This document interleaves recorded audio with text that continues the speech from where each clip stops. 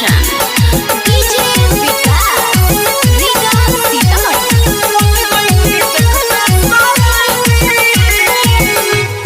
आप सुन रहे हैं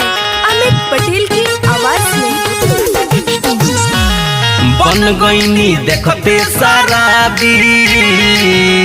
अखिया तोर गुलाबी हाय बन गईनी देखते शराबी अखिया तोर गुलाबी अरे पहले नजरिया में हम पे ए जान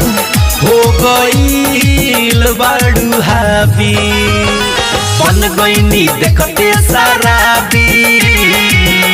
अखिया तोर गुलाबी हाय बन गईनी देखते शराबी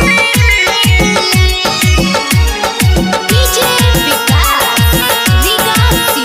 अखिया तोर गुलाबी presented by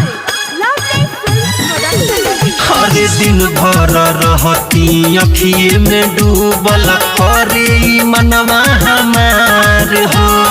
ना जाने कैसन जादू चलैलू हो गईनी हम तो तोहार हो तू हमरा दिलवा के हो ऐ जान हो चाभी बन गईनी देखते शराबी अखिया तोर गुलाबी अखिया तोर गुलाबी music by Gaurav Roshan DJ Vikas Riga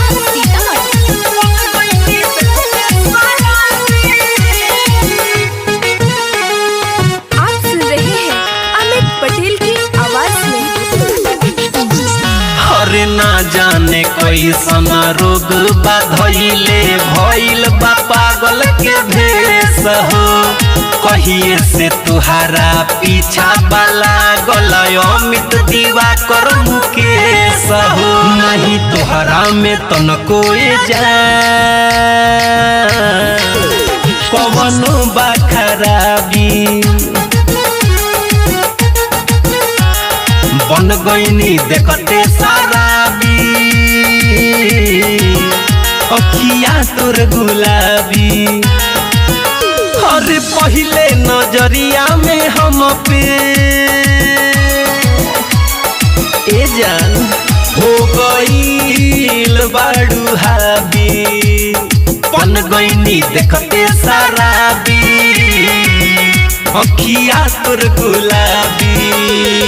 hi